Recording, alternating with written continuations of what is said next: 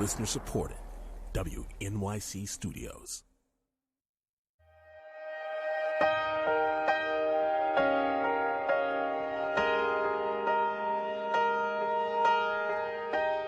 Where do I begin, my love?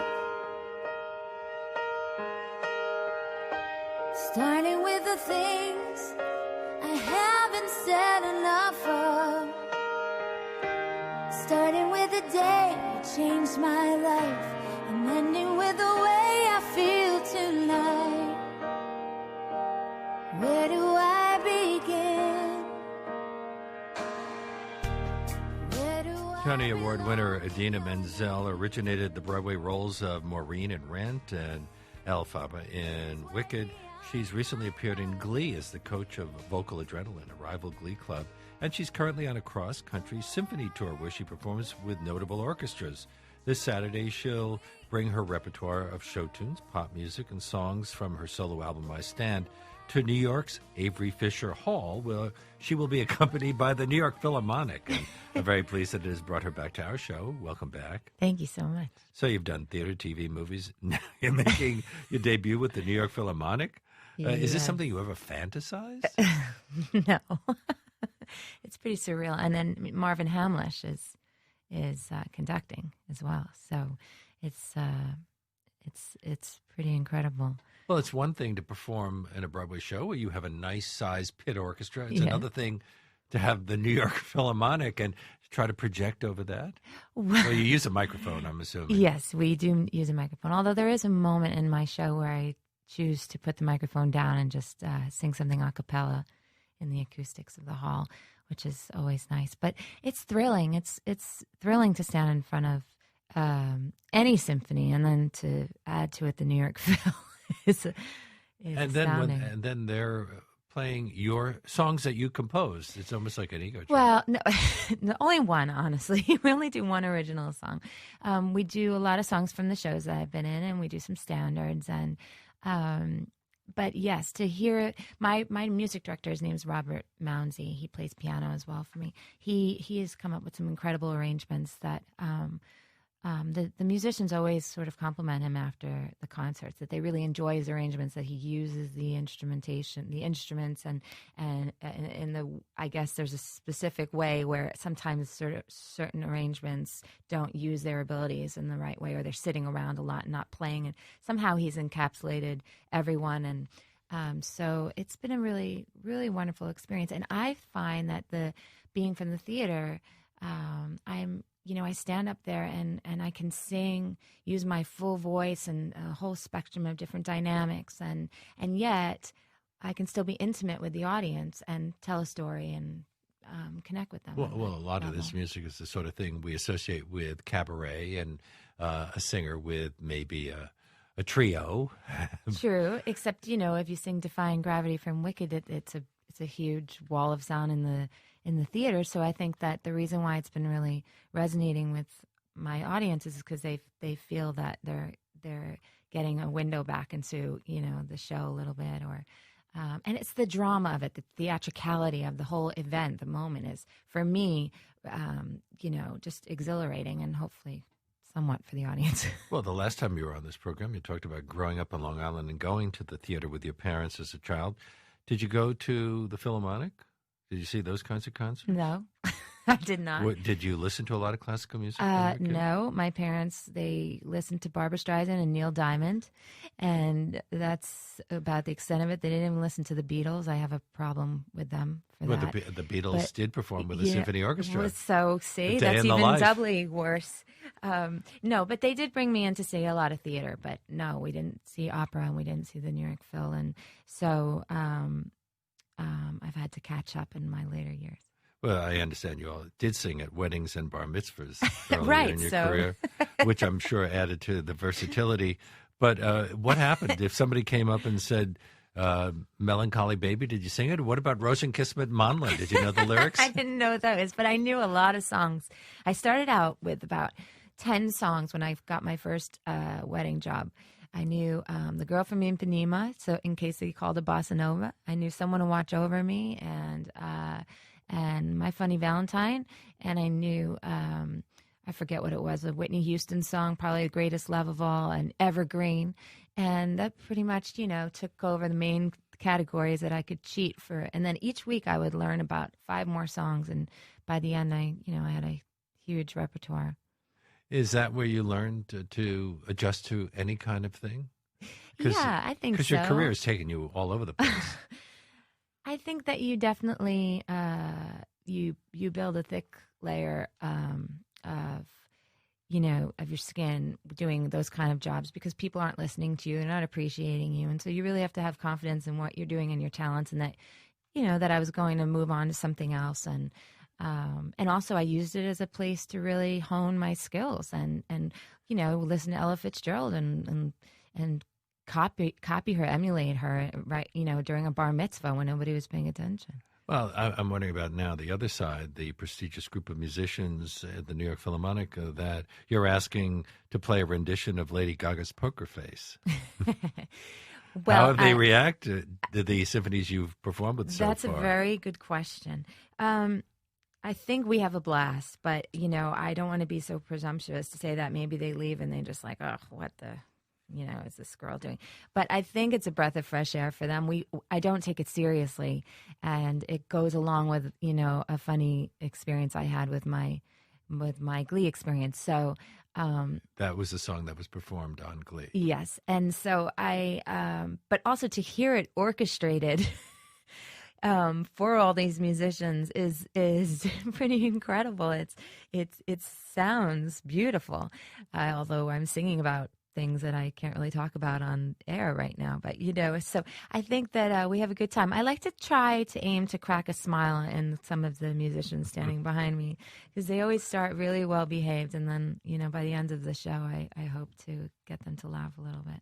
Well, you played Michelle's mother on Glee. Yeah, that was a great day. I don't know whether they cast you because you're perfect for the part or because the two of you look so much alike. You really do look like you could be a mother and child. Yeah, we have a lot of similarities. Yes. But the day that I got that call, it's not the greatest day when you're turning 40 soon and, you realize that you're playing 24-year-old mother, yeah. Well, you were playing older than you are. Or you'd have to have been 16 not really. or so, it's no? all really, palatable. But still, I had just had the baby, and I was feeling sort of overweight and didn't know if I'd ever work again. And Glee called, and I had to jump to it, and obviously because it's a great show. But for me, it wasn't the most glamorous experience because of the way I was feeling at the time. My guest is Idina Menzel, who is performing at Avery Fisher Hall this Saturday at 8 p.m. with the New York Philharmonic. Your baby was born 17 months ago? Yes, September 2nd. I'm assuming you sing some very nice lullabies. We sing some nice lullabies, and my husband and I sing some sort of weird, compositions that we come up with on the spot. And I've got my first shush from my child the other day. He winced his eyes. He was not interested in hearing me sing. And I thought, oh God, but wouldn't that be terrible? You and Tay Diggs, your husband, both sing. Yes. If your kid grew up not liking music. Well, he's used to, it's what he knows. It's mom and dad constantly singing to him ad nauseum. He doesn't realize that, some people actually, buy a ticket to hear us sing. But we write our own compositions. We write lots of, we have a rap, we have a jazz tune, we write a traveling song that we have, and the two of us end up getting in arguments with each other over, how the song should be written, whether it should go to verse, to bridge, whether it's in the right key for both of our voices. And the poor baby's been on the changing table in the middle of his poopy, and mom and dad are fighting about their music. Well, of all the things to fight over, when there's so many more important things to fight over. But instead of having conversations over the dinner table, you probably have song fests. Exactly. You were here once to talk about the movie Ask the Desk. Is it important for you to do as many different things as possible to avoid being pigeonholed? It's important to do as many things as possible just to keep a balance in life, I think. 8 shows a week can get really tiring, and as wonderful as it is, it can burn you out. And then being in a studio recording your own music can be very solitary and lonely. And so I think it's just about moving back and forth and surrounding yourself with different kinds of people that makes me feel more alive. Well, different venues as well. You also, so you're going to be at Avery Fisher Hall, but you were at the White House this past summer?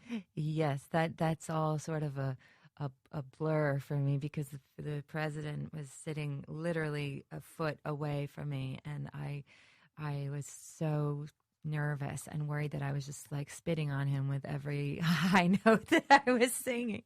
But yes, that was one of the best experiences of my career so far. Well, since we're talking about politics, have you heard that Glenn Beck recently praised the Spider-Man musical and by comparing it to Wicked? No, I don't listen to anything Glenn Beck has to say, but I don't know how he praised. How did he praise it? What did he say? Well, he said that there were similarities. Oh yeah, I don't know. You did fewer yet. preview performances, I'm sure. Well, I have a chip on my shoulder about all that kind of stuff. I haven't seen Spider-Man, and I'm a huge fan of Bono, U2, and Julie Taymor, so I would probably have nothing bad to say. But for being very defensive about Wicked and how always having gotten a bad rap because we had this big budget, it sort of, I felt like it distracted people from seeing this wonderful, smart story and great characters, and just because we had a huge production, somehow we were, targeted for the materialism of all of that, and so it just gets me. But that's the way mad. of musicals today, isn't it? I mean, if you don't have a helicopter descending at some point, or Right, but it's the Wizard in your of case, Oz. you had aerial components. Didn't you injure yourself? I toward the end did. of Is your that run why as he a- was? I didn't even know Maybe he that's knew who why. I was. Well, yeah, I did injure myself, but lots of people injure themselves in theater. It's a dangerous game, and we're working late hours, and there's high stakes, and but the people that work backstage, the crew are some of my best friends, and they've protected me and looked out for my safety for many years, and so there's a flip side to all of that.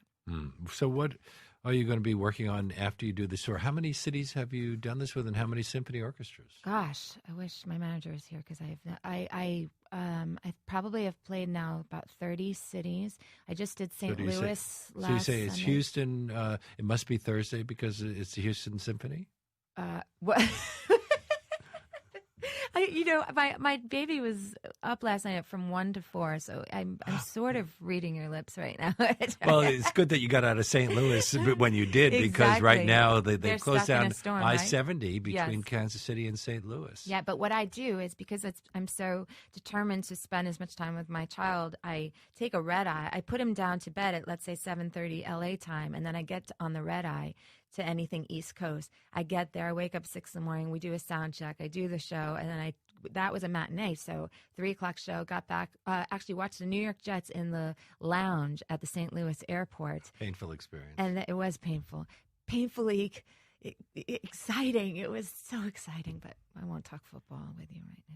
I hear that there's a nonprofit theater camp in the works. What's that Why are all you about? laughing at that? No, because I'm not sure I even want to watch the Super Bowl now. Oh, exactly. I know. It's I don't wanna- anticlimactic. For me, it is. Poor Jets fan, anyway. Yeah, exactly. What about I the didn't know you were a nonprofit Jets theater fan. camp? I could talk about that all day. The not-for-profit camp.